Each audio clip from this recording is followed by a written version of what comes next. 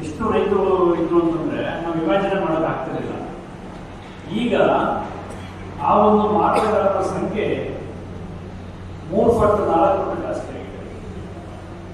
ಏನಕ್ಕೆ ಅಂತ ನಾವು ಎಲ್ಲ ಯೋಚನೆ ಮಾಡುವಾಗ ನಾವೊಂದು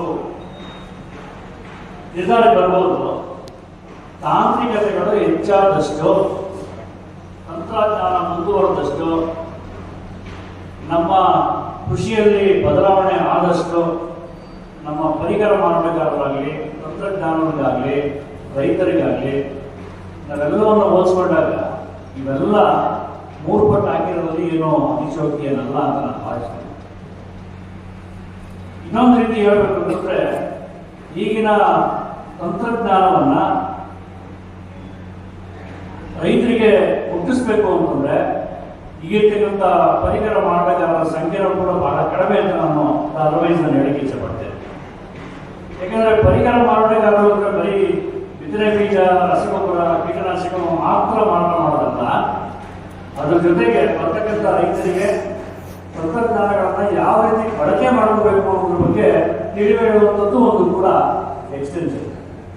ಆ ವಿಸ್ತರಣಾ ಒಂದು ಕಾರ್ಯಕ್ರಮವನ್ನ ನಾವು ಎಲ್ಲ ರೀತಿ ಮಾಡಬೇಕು ಅಂತಂದ್ರೆ ಇಲಾಖೆಯ ಒಂದು ವಿಜ್ಞಾನಿಗಳಾಗಲಿ, ಇಲಾಖೆಯ ಅಧಿಕಾರಿಗಳಾಗಲಿ, ಅಥವಾ ಈ ಇಲಾಖೆಯಲ್ಲಿ ಕೆಲಸ ಮಾಡಿ ಈಗ ನಿವೃತ್ತಿ ಹೊಂದಿ ಈ ರೈತರ ಒಂದು ಏಳಿಗೆಗೆ ಸಹಾಯವನ್ನು ಮಾಡ್ತಾ ಇರ್ತಕ್ಕಂಥ ಅಧಿಕಾರಿಗಳಾಗಲಿ, ಕೃಷಿ ವಿಶ್ವವಿದ್ಯಾಲಯದ ವಿಜ್ಞಾನಿಗಳಾಗಲಿ, KVKದ ವಿಜ್ಞಾನಿಗಳಾಗಲಿ, ಯಾರೇ ಆದರೂ ಕೂಡ ಮೊದಲು ತಂತ್ರಜ್ಞಾನ ತಲುಪ್ತಕ್ಕಂಥದ್ದು ನಮ್ಮ ಪರಿಕರ ಮಾರಾಟಗಾರರಿಗೆ ಅಂತೇಳಿ ನಾನು ಕಳೆದ 5 ವರ್ಷದಿಂದ ಎಡೆಬಿಟ್ಟು ಹೇಳ್ತಾರೆ.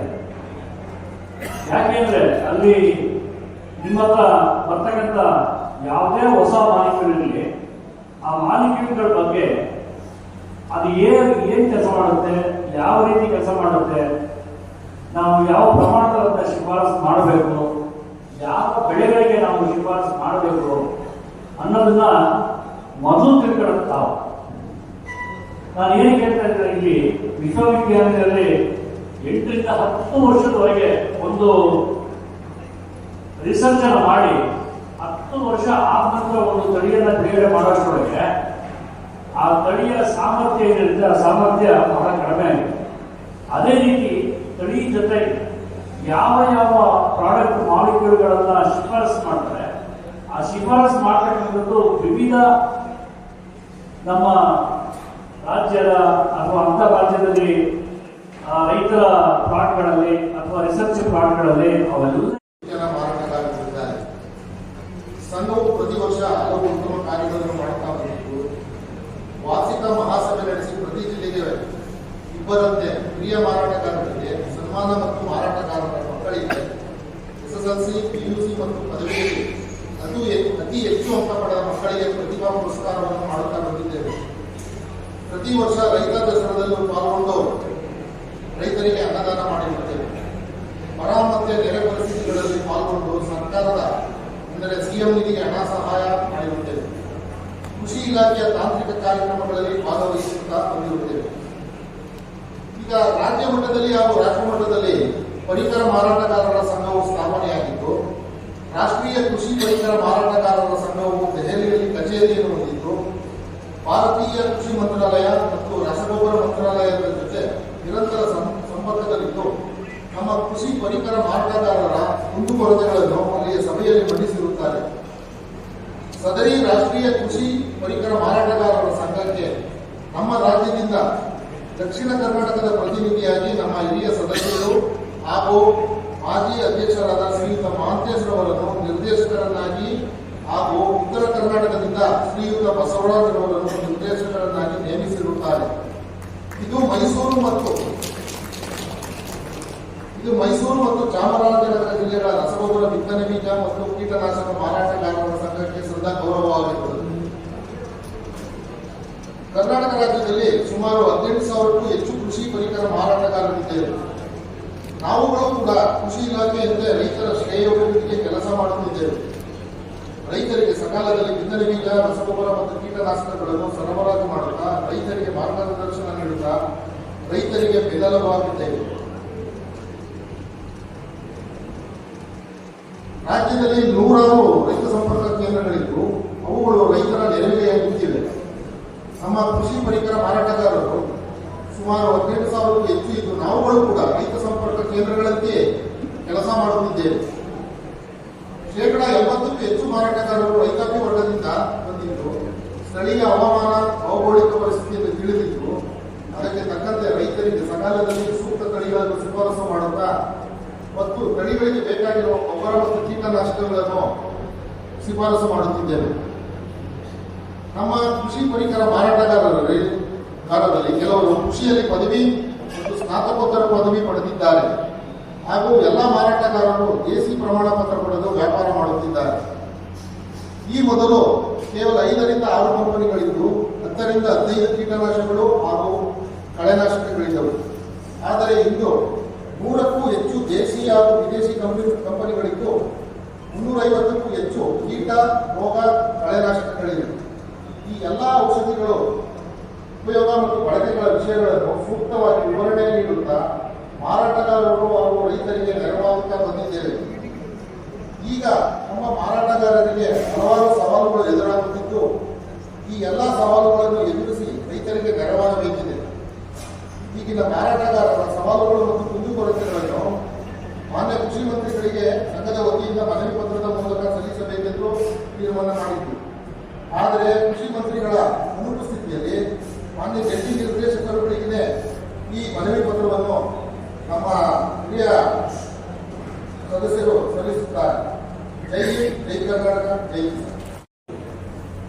ದಾಸ್ತಾನುಗಳಿಗೆ ಎಲ್ಲ ಪರವಾನಗಿಗಳು ಅಂದ್ರೆ ಈಗ ಫರ್ಟಿಲೈಸರ್ಸ್ ಮತ್ತೆ ಸೀಡ್ಸ್ಗೆ ಒಂದು ಲೈಸೆನ್ಸ್ ಮತ್ತೆ ಮಿನಿ ಗೋಡೌನ್ಸ್ ಅಂತ ಹೇಳಿ ನಾವು ಮಾಡ್ಕೋಬಹುದು, ಕಾನೂನಿನ ಅವಕಾಶ. ಆದರೆ ಪೆಸ್ಟಿಸೈಡ್ಸ್ ನಲ್ಲಿ ಪ್ರತಿ ಜಾಗಕ್ಕೆ ನಮ್ಮದೇನೋ ಒಂದು 100 ಕೇಸ್ ಬಂತು, 80 ಕೇಸು ನಮ್ಮ ರೆಗ್ಯುಲರ್ ಫಿಲ್ ಆಯಿತು, ಇನ್ನು 20 ಕೇಸ್ ಇತ್ತು ಒಳಗಡೆ ನಾವು ಇಡಬೇಕು ಅಂದ್ರೆ ಆ ಜಾಗಕ್ಕೆ ನಮಗೆ ಲೈಸೆನ್ಸ್ ಬೇಕು. ಸೊ ಹಾಗಾಗಿ ನಮ್ಮ ಮನವಿ ಏನಂದ್ರೆ ಫರ್ಟಿಲೈಸರ್ಸ್ ಮತ್ತೆ ಸೀಡ್ಸ್ಗೆ ಯಾವ ರೀತಿ ಮಲ್ಟಿ ಗೋಡೌನ್ಸ್ ಕೊಟ್ಟಿದ್ರು ಅದೇ ರೀತಿ ಪೆಸ್ಟಿಸೈಡ್ಸ್ ಕೂಡ ಮಲ್ಟಿ ಗೋಡೌನ್ಸ್ ನಮಗೆ ಕಾನೂನಲ್ಲಿ ಅವಕಾಶ ಮಾಡಿಕೊಡ್ಬೇಕು ಅಂತ ಹೇಳಿ ಒಂದು ಮನವಿ. ಎರಡನೇದು ಈ POS ಮಿಷಿನ್ ಇಂಟ್ರೊಡ್ಯೂಸ್ ಆಯಿತು. ನೇರವಾಗಿ DBT ಲೆಕ್ಕದಲ್ಲಿ ಆಗಬೇಕು ಅಂತೇಳಿ. ಅಂದ್ರೆ ಯಾವ್ಯಾವ ಜಾಗದಲ್ಲಿ ಸಿಗ್ನಲ್ಸ್ ಚೆನ್ನಾಗಿದಾವೋ ಅಲ್ಲಿ ಪ್ರಾಬ್ಲಮ್ಸ್ ತುಂಬಾ ಕಡಿಮೆ. ಆದ್ರೆ ಸಿಗ್ನಲ್ ಇಲ್ಲದ ಜಾಗದಲ್ಲಿ ಅದು ಆನ್ ಆಗಲೇ ಬಹಳ ಕಷ್ಟ ಆಗುತ್ತೆ. ಆನ್ ಆದ್ರೂ ಕೂಡ ಕಂಟಿನ್ಯೂಸ್ ಆಗಿ ಕ್ಯೂ ಇರೋದಿಲ್ಲ ಪರ್ಚೇಸ್ ಇರೋದು. ಅದೊಂದು 5 ನಿಮಿಷ 10 ನಿಮಿಷ ಆದ ತಕ್ಷಣ ಮತ್ತೆ ಆಫ್ ಆಗುತ್ತೆ, ಮತ್ತೆ ಫಿಂಗರ್ ಕೊಡಬೇಕು, ಮತ್ತೆ ಸ್ಟಾರ್ಟ್ ಮಾಡ್ಕೋಬಹುದು. ಇದು ಈ ರೀತಿ ಪ್ರಾಬ್ಲಮ್ ಆದಾಗ ನಮ್ಮ ರೈತರು ಅಲ್ಲಿವರೆಗೂ ಕಾಯೋಕೆ ಅವ್ರು ಇಲ್ಲಲ್ಲ, ಹೊರಟ್ಬಿಡ್ತಾರೆ. ನಾವು ವ್ಯಾಪಾರಸ್ಥರು ಬೇಸಿಕಲಿ ಹಣ ತಗೊಳ್ತೀವಿ, ಯೂಸ್ ಮಾಡ್ಕೊಂತೀವಿ. ಬಟ್ ಇದನ್ನ ಒಂದು ಕಂಬೈನ್ ಬಿಲ್ ಅಂತ ಹೇಳಿ ಮಾಡ್ಕೊಂತೀವಿ. ಅಂದ್ರೆ POS ಮಿಷಿನ್ ಯಾವಾಗ ವರ್ಕ್ ಆಗುತ್ತೋ 2-3 ಬಿಲ್ಗಳು ಸೇರಿಸಿ ಮಾಡ್ಕೊಂಡ್ರೆ ಟೋಟಲ್ ಕ್ವಾಂಟಿಟಿ ಆ ದಿವಸಕ್ಕೆ ಏನು ಸೇಲ್ ಆಗಿದೆ ಮ್ಯಾಚ್ ಆಗುತ್ತೆ. ಬಟ್ ಇಂಡಿವಿಜುವಲ್ ಬಿಲ್ ತಗೊಂಡಾಗ ಅದು ಕಷ್ಟ ಆಗುತ್ತೆ. ಇದು ಸ್ಪೆಸಿಫಿಕ್ ಆಗಿ ನಾನು ಕೇಳ್ತಾ ಇರೋಂಥದ್ದು ಜಾಗೃತ ದೊಡ್ಡವ್ರಿಗೆ ಮ್ಯಾಚ್ ಆಗಲ್ಲ. ಒಟ್ಟಿಗೆ ಇವತ್ತು 100 ಬ್ಯಾಗ್ ಹೋಗಿದೆ, 100 ಬ್ಯಾಗಿಂದು ಲೆಕ್ಕ ಸಿಗುತ್ತೆ. ಬಟ್ ಇಂಡಿವಿಜುವಲ್ ತಗೊಂಡಾಗ ನಮ್ಗೆ ಅದು ವ್ಯತ್ಯಾಸ ಬರುತ್ತೆ. ಒಬ್ಬ ರೈತನಿಗೆ 4 ಬ್ಯಾಗ್ ಕೊಟ್ಟಿರ್ತೀವಿ, ಆ ಟೈಮಲ್ಲಿ POS ನಲ್ಲಿ ಪ್ರಾಬ್ಲಮ್ ಇರುತ್ತೆ. ಇನ್ನೊಬ್ಬ ಏನೋ ಬರ್ತಾನೆ, ಅವನು 4 ಬ್ಯಾಗ್ ತಗೊಳ್ತಾನೆ, ಅದಕ್ಕೆ 8 ಬ್ಯಾಗ್ ಹಾಕ್ಬಿಟ್ಟು ನಾವು ಕೊಡ್ತೇವೆ. ಸೊ ಇದು ಲೈಟಿಂಗ್ ಟೈಮ್ ಏನಿದೆ ಅದನ್ನು ಸ್ವಲ್ಪ ಹೆಚ್ಚಿಗೆ ಮಾಡಿಕೊಂಡ್ರೆ ನಮ್ಗೆ ಅನುಕೂಲ ಆಗುತ್ತೆ. ಅದು ಟೆಕ್ನಿಕಲಿ ಹೇಳೋದೇನಂದ್ರೆ ಆ ಲೈಟಿಂಗ್ ಟೈಮ್ ನಮ್ಮ ಮೊಬೈಲ್ ಕೂಡ 5 ಸೆಕೆಂಡ್ 10 ಸೆಕೆಂಡ್ 20 ಸೆಕೆಂಡ್ ನಾವು ಯೂಸ್ ಮಾಡಿದ್ರೆ ಆಟೋ ಆಫ್ ಇರುತ್ತೆ. ಅದೇ ಆಟೋ ಆಫ್ POS ನಲ್ಲೂ ಇದೆ ಸಿಸ್ಟಮ್. ಅಂದ್ರೆ ಹೊಸದು ಬರೋವಂಥದ್ದು ಅಥವಾ ಅಪ್ಗ್ರೇಡ್ ಆಗುವಂಥದ್ದು ಇನ್ನೂ ಸ್ವಲ್ಪ ಟೈಮ್, ಇನ್ನೊಂದು 15-20 ಸೆಕೆಂಡ್ ಹೆಚ್ಚಿಗೆ ಆದ್ರೆ ನಾವು ಬಿಲ್ ಮಾಡೋಕ್ಕೆ ಈಸಿ ಆಗುತ್ತೆ. ಎರಡನೇದು ಸೆಕೆಂಡ್ ಕಾಪಿನಲ್ಲಿ ನಾವು ಕಂಪಲ್ಸರಿ ಸಿಗ್ನೇಚರ್ ಅಂತ ಹೇಳಿ ಕಾನೂನು ಹೇಳುತ್ತೆ. ನಮ್ಮ ರೈತರು ಹೇಗಂದ್ರೆ ನಾವು ಸಾಲ ತಗೊಂಡ್ರೆ ಎಲ್ಲಿ ಸೈನ್ ಹಾಕ್ತಾರೆ, ದುಡ್ಡು ಕೊಟ್ಟಿದ್ನಿ ನಾನು ಯಾಕೆ ಸೈನ್ ಹಾಕ್ಬೇಕು ಅನ್ನೋದು ಅವ್ರದ್ದೊಂದು ಮಾನಸಿಕತೆ. ಸೊ ಇದು ನಮ್ಗೆ ಇದು ಪ್ರಾಬ್ಲಮ್ ಆಗ್ತಿದೆ. ಇದನ್ನ ಡಿಪಾರ್ಟ್ಮೆಂಟ್ನವರು ಅದು ಯಾವ ರೀತಿ ಸಾಲ್ವ್ ಮಾಡಬೇಕು ಅನ್ನೋ ಸಜೆಷನ್ಸ್ ಮತ್ತೆ ಕ್ವಾಲಿಫಿಕೇಶನ್ಸ್. ಈಗ ಎಲ್ಲ ನಮ್ಮಲ್ಲಿ ದೇಸಿ ಯಾವಾಗ ಇಂಟ್ರೊಡ್ಯೂಸ್ ಆಯಿತು? ಜಿಲ್ಲೆಗಳ ರಸಗೊಬ್ಬರ ವಿತರಣೆಯಿಂದ ಹಾಗೂ ಕ್ರಿಮಿನಾಶಕ ಮಾರಾಟಗಾರ ಜಿಲ್ಲಾ ಮಟ್ಟದ ವಾರ್ಷಿಕ ಸಮಾವೇಶವನ್ನು ನಮ್ಮ ಕೃಷಿ ಸಚಿವರು ಚಲುನಾರಾಯಣ ಸ್ವಾಮಿಯವರು ಬರಬೇಕಾಗಿತ್ತು. ಸಾಹೇಬರು ಅವರು ವಿಧಾನಸಭಾ ಅಧಿವೇಶನ ಇರುವ ಕಾರಣ ನಮ್ಮ ಕಾರ್ಯಕ್ರಮಕ್ಕೆ ಆಗಮಿಸಲಾಗಿಲ್ಲ. ಹಾಗಾಗಿ ನಮ್ಮ ಸಂಘಕ್ಕೆ ಶುಭ ಸಂದೇಶವನ್ನು ಕಳುಹಿಸಿ ನಮ್ಮೆಲ್ಲರಿಗೂ ಶುಭವನ್ನು ಹಾರೈಸಿದ್ದಾರೆ. ಹಾಗಾಗಿ ಅವರ ಅನುಪಸ್ಥಿತಿಯಲ್ಲಿ ನಮ್ಮ ಮೈಸೂರು ಜಂಟಿ ಕೃಷಿ ನಿರ್ದೇಶಕರು ಹಾಗೂ ನಿರ್ದೇಶಕರು ಸಮಾರಂಭವನ್ನು ಉದ್ಘಾಟಿಸಿ ಯಶಸ್ವಿಗೊಳಿಸಿ ಶುಭ ಹಾರೈಸಿದ ಚಂದ್ರಶೇಖರ್ ಸರ್ ಅವರಿಗೆ ಹಾಗೂ ಮುಖ್ಯ ಅತಿಥಿಗಳಾಗಿ ಆಗಮಿಸಿರುವ ಚಾಮರಾಜನಗರ ಜಿಲ್ಲಾ ಜಂಟಿ ಕೃಷಿ ನಿರ್ದೇಶಕರಾದ ಡಾಕ್ಟರ್ ಎಸ್ ನವೀನ್ ಸರ್ ಅವರೇ, ಜಂಟಿ ಕೃಷಿ ನಿರ್ದೇಶಕರು ಜಾಗತಿಕ ಮೈಸೂರು ಬೇಕಾದ ಕೆ ಮಧು ಸರ್ ಅವರೇ, ಮೈಸೂರು ಜಿಲ್ಲಾ ತೋಟಗಾರಿಕಾ ಇಲಾಖೆ ಜಂಟಿ ನಿರ್ದೇಶಕರಾದ doctor H M Nagaraja sir ಅವರು ಬರಬೇಕಾಗಿತ್ತು. ಕಾರಣಾಂತರಗಳಿಂದ ಅವರು ಬರ್ಲಿಕ್ಕೆ ಆಗದ ಕಾರಣ ಮತ್ತು ರುದ್ರೇಶ್ವರವರನ್ನ ನಮ್ಮ ಈ ಸಭೆಗೆ ಕಳಿಸ್ಕೊಟ್ಟಿದ್ದಾರೆ. ಹಾಗಾಗಿ ರಾವ್ ಸರ್ ಅವರೇ, ನಮ್ಮ ಸಂಘದ ಗೌರವಾಧ್ಯಕ್ಷರಾದ ರೈತರಿಗೆ ಉತ್ತಮ ರಸಗೊಬ್ಬರ, ಕೀಟನಾಶಕ ಹಾಗೂ ಇತರ ಬೀಜಗಳ ಸಕಾಲಕ್ಕೆ ಒದಗಿಸುತ್ತಾ ಬಂದಿದ್ದೇವೆ ಎಂದು ತಿಳಿಸಲು ಹರ್ಷಿಸುತ್ತೇನೆ. ವಿಶೇಷವಾಗಿ ಇತ್ತೀಚಿನ ದಿನಗಳಲ್ಲಿ ಸರ್ಕಾರ ಆಯೋಜನೆ ಮಾಡಿರುವ ದೇಶಿ ತರಗತಿಗಳ ಪ್ರಯೋಜನವನ್ನು ಹಲವಾರು ಮಾರಾಟಗಾರರು ಪಡೆದುಕೊಂಡು ರೈತರಿಗೆ ವಿವಿಧ ಬೆಳೆಗಳ ಅಗತ್ಯವಿರುವ ಮಾಹಿತಿ ಕೊಡುತ್ತಾ ಬಂದಿರುತ್ತಾರೆ. ರಾಜ್ಯದಲ್ಲಿ ಮೊದಲಿಗೆ ಮುಂಗಾರು ಮಳೆ ಮೈಸೂರು ಹಾಗೂ ಚಾಮರಾಜನಗರ ಜಿಲ್ಲೆಯಲ್ಲಿ ಪ್ರಾರಂಭವಾಗುವುದರಿಂದ ಸರ್ಕಾರವಾಗಿ ಸಕಾಲಕ್ಕೆ ಕಾಲಕಾಲಕ್ಕೆ ಅವಶ್ಯಕವಾದ ಬಿತ್ತನೆ ಬೀಜ, ರಸಗೊಬ್ಬರ ಮತ್ತು ಕೀಟನಾಶಕಗಳನ್ನು ಒದಗಿಸುವ ನಿಟ್ಟಿನಲ್ಲಿ ಕೈಗೊಳಿಸಬೇಕೆಂದು ಸಂಘದ ಪರವಾಗಿ ವಿನಂತಿಸಿಕೊಳ್ಳುತ್ತೇನೆ. ಕೃಷಿ ಇಲಾಖೆ ಇದುವರೆಗೂ ನಮಗೆ ಉತ್ತಮ ಸಹಕಾರ ಹಾಗೂ ಸಲಹೆ ನೀಡುತ್ತಾ ಬಂದಿದೆ. ಮುಂದಿನ ದಿನಗಳಲ್ಲಿಯೂ ಸಹ ಸಂಘವು ಇಲಾಖೆಯಿಂದ ಹಾಗೂ ಜಾಗೃತ ಕೋಶದಿಂದ ಹೆಚ್ಚಿನ ಸಹಕಾರವನ್ನು ಬಯಸುತ್ತೇವೆ.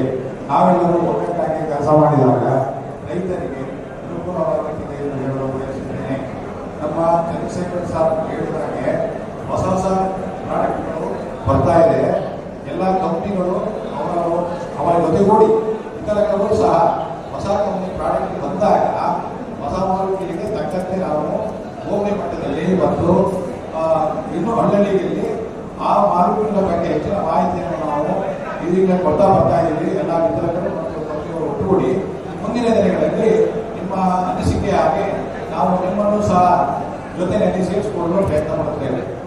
ಈ ದಿನದ ಸನ್ಮಾನವನ್ನು ಸ್ವೀಕರಿಸಿದ ಅನುಭವಿಗಳು, ಹಿರಿಯ ಮಾರಾಟಗಾರರು ಸಹ ಅವರ ಮಾರ್ಗದರ್ಶನಗಳನ್ನು, ಜ್ಞಾನವನ್ನು ಇತರರಿಗೆ ಮಾರಾಟಗಾರರಿಗೂ ಸಹ ಅವಕಾಶ ಸಿಕ್ಕಾಗ ಹೆಚ್ಚಿಕೊಳ್ಳಬೇಕೆಂದು ಕೋರುತ್ತಾ ಸನ್ಮಾನವನ್ನು ಸ್ವೀಕರಿಸಿದ್ದಕ್ಕೆ ಅಭಿನಂದಿಸುತ್ತೇನೆ. ಬೆಳೆಯುವ ಪೈರು ಪಡೆಯುತ್ತಿದೆ ಎಂಬಂತೆ ನಮ್ಮ ಮಾರಾಟಗಾರರ ಹಲವಾರು ಮಕ್ಕಳು ಉತ್ತಮ ವಿದ್ಯಾರ್ಥಿಗಳಾಗಿ ಉನ್ನತ ಅಂಕಗಳನ್ನು ಪಡೆದುಕೊಂಡು ಈ ದಿನದ ಪುರಸ್ಕಾರವನ್ನು ಪಡೆದಿರುತ್ತಾರೆ. ಅವರಿಗೂ ಸಹ ಅವರ ಮುಂದಿನ ಭವಿಷ್ಯ ಉತ್ತಮವಾಗಿರಲಿ ಎಂದು ಹರಿಸುತ್ತಾ ಮಾತನಾಡಲು ಅವಕಾಶ ಮಾಡಿಕೊಟ್ಟ ನಮ್ಮ ಎಲ್ಲ ಕಾರ್ಯಕಾರಿ ಸಮಿತಿಯ ಸದಸ್ಯರಿಗೆ ವಂದಿಸುತ್ತಾ ಧನ್ಯವಾದಗಳನ್ನು